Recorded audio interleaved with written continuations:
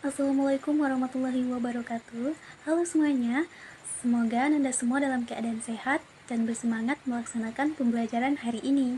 Pada video kali ini, kita akan membahas tentang materi teks laporan percobaan untuk kelas 9 SMP.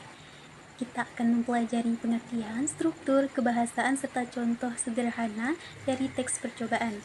Semoga penjelasan ini dapat membantu Anda semua dalam memahami materi dengan lebih mudah. Yang pertama yaitu pengertian teks laporan percobaan. Teks laporan percobaan adalah teks yang berisi penjelasan tentang suatu kegiatan percobaan yang dilakukan secara sistematis dan objektif. Teks ini menyajikan informasi berdasarkan fakta yang diperoleh dari hasil pengamatan dan percobaan, bukan berdasarkan pendapat pribadi.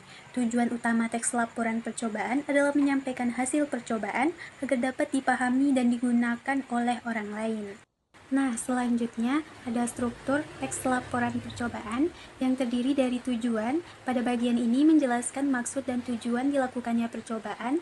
Yang kedua ada alat dan bahan, berisi daftar alat dan bahan yang digunakan dalam percobaan. Yang ketiga ada langkah-langkah atau prosedur yang menjelaskan tahapan pelaksanaan percobaan secara runtut dan sistematis. Yang keempat ada hasil percobaan. Di sini menyajikan hasil yang diperoleh dari percobaan berdasarkan pengamatan.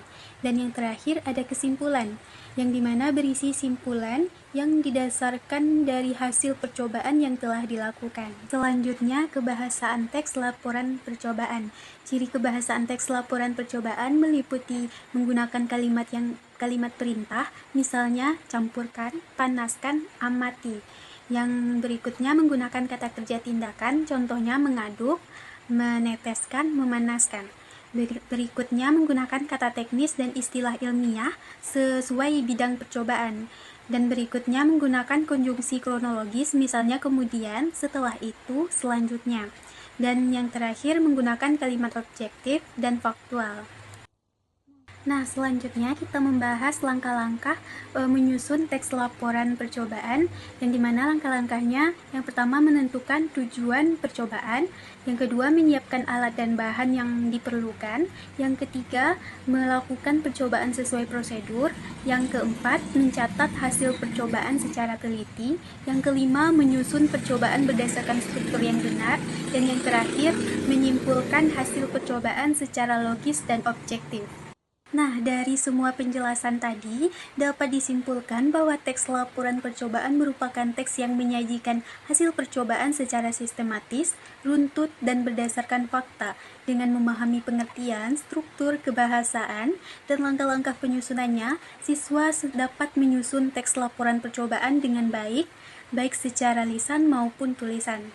Nah, setelah menyimak video ini, semoga Anda semua dapat memahami apa itu teks laporan percobaan.